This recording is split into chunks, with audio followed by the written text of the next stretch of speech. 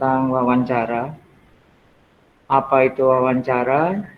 Wawancara yaitu kegiatan dialog antarane wawancara utawa wong sing golek informasi lan narasumber. Maksudnya di sini adalah wawancara yaitu kegiatan dialog. Dialog berarti ada tanya jawab, berkomunikasi antara pewawancara. Pewawancara artinya di sini adalah orang yang mengajukan pertanyaan atau orang yang memberikan informasi setelah ditanya. Utawa wong sing golek informasi lan narasumber.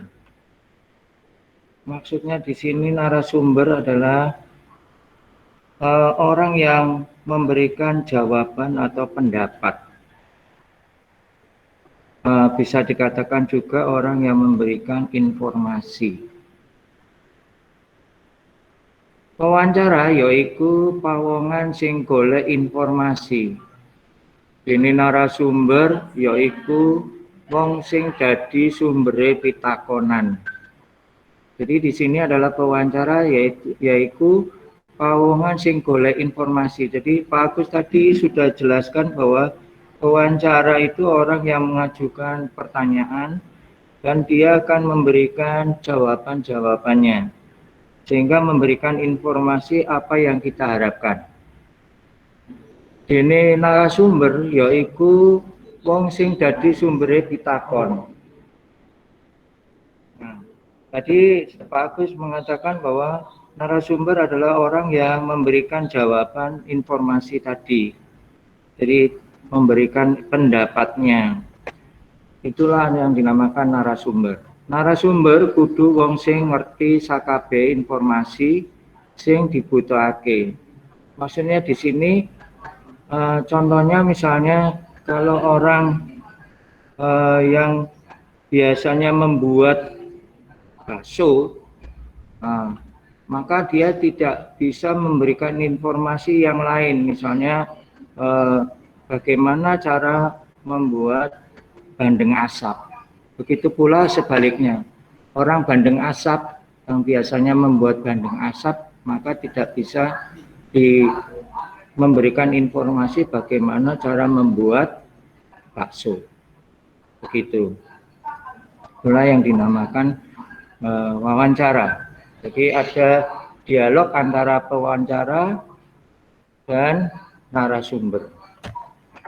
Nah, tujuan wawancara yaitu golek warta, informasi, keterangan ngenani sawijine bab kanggo keperluan tamu. Nah, maksudnya di sini adalah tujuannya untuk mencari informasi yang lebih jelas, jadi untuk mendapatkan berita sehingga dapat ditulis dalam berita tersebut. Contoh atau tulodo, wartawan kang lagi golek warta. Nah ini, jadi tulodonya, jadi contohnya wartawan yang mencari berita atau warta. Kalau ada yang masuk,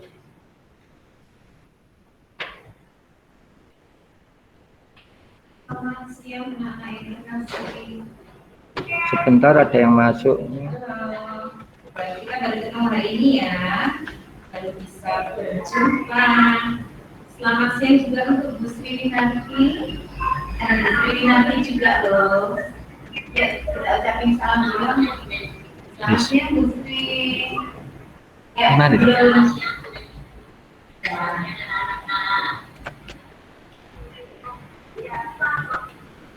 Hari ini nanti kita akan masuk ke KD4 ya anak-anak ya. Bentar ya. Perbandingan atau ya Pak. Rasio. Sebelum kita mulai untuk karena pelajaran kita. Banyak yang masuk ini.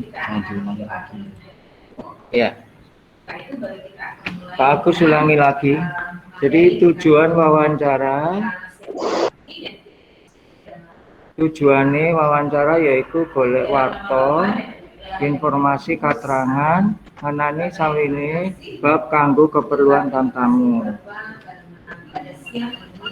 Tulodo wartawan kang lagi golek warta. Maksudnya tulodo ini adalah contoh. Contohnya adalah wartawan yang mencari berita. Juga bisa murid-murid yang mendapat tugas. Murid-murid kang oleh tugas nindakake penelitian. Jadi beberapa murid yang diberikan tugas untuk meneliti lan sapanunggalane dan lain sebagainya. Contohnya seperti itu. Maksudnya seperti itu. Teks wawancara yaitu teks sing ngrambakake paceloton utawa dialog antarane wawancara karo narasumber. Kita lanjutkan. Kepiling. Kepiling itu yang harus diingat dalam wawancara. Sajroning nindakake wawancara ana bab-bab sing kudu digatekake, yaiku siji, nemtokake tujuan wawancara. Dua, nemtokake topik utawa tema sing arep ditakokake. Yang pertama, nemtokake tujuan wawancara. Apa tujuannya? Jadi maksudnya di sini menentukan tujuan wawancara. Yang kedua, menentukan topik utawa tema atau tema sing arep ditakokake yang mau ditanyakan. Yang ketiga, nyiapake daftar pitakon minangka pedoman nalika nindakake wawancara ladesan 5W lan 1H. Maksudnya di sini adalah kita 5W itu pedomannya, yaitu ada unsur 5W lan 1H ing teks wawancara. Yang pertama adalah what. What itu tegese apa. Nah, apa atau apa. Nah, bahasa Indonesianya apa. Tembung apa gunane kanggo nakokake barang.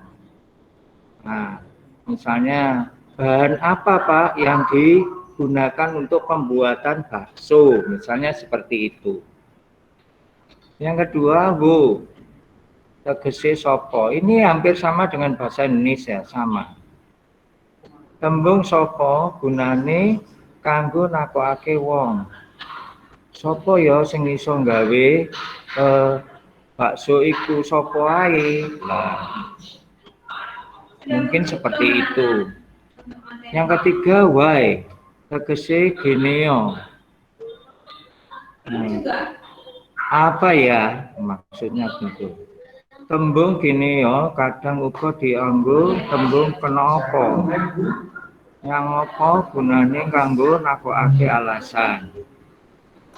Yang keempat, when, tegese kapan. Tembung kapan gunane kanggo nakokake wayah utawa wektu. Kapan bakso itu dibuat? Kapan? Misalnya, sebelumnya atau bagaimana berapa harikah? Nah, itu bisa di sini. Yang kelima, where, tegese ingin di papan panggonan, maksudnya begitu. Misalnya kalau bakso ya gimana mencari daging, kan tidak mungkin di toko obat, nah, pastinya di pasar gitu. Yang keenam, yang ini tadi 1H, ho, tegese kepriye. Nah, itu yang harus kalian terapkan di sini. Kita kembali. Yang keempat, nganakake prasutujon karo narasumber kanggo nemtokake papan panggonan lan wektu wawancara. Maksudnya di sini kalian itu harus menentukan kapan dan jam berapa bisa melakukan wawancara dengan ya otomatis dengan narasumbernya.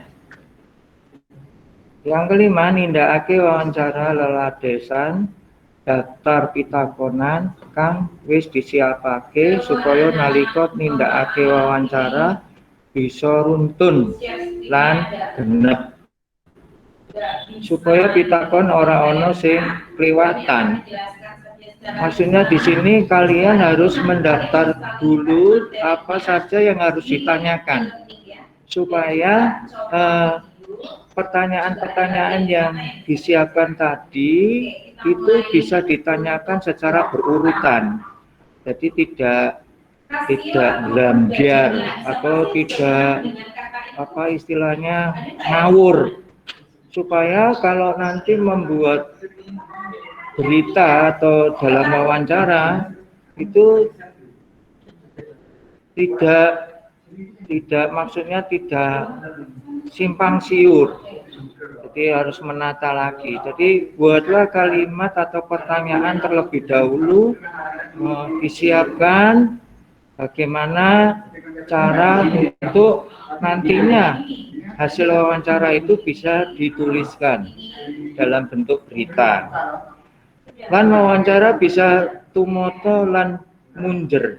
Maksudnya di sini hasil wawancara bisa tertata dan maksudnya di sini adalah lan munjer itu tertata dan rapi.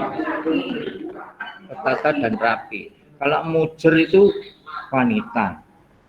Nah, di sini tertata dan rapi. Maksudnya begitu. Yang keenam, nulis bab-bab sing penting utawa merekam pacelotan. Yang ketujuh, gunakake unggah-ungguh sing apik kanggo ngajeni marang narasumber. Maksudnya di sini kalau membuat pertanyaan atau menanyakan sesuatu, pakailah bahasa yang baik dan benar. Dan lihat itu terhadap siapa. Terhadap orang tua ya harus pakai bahasa yang baik. Begitu.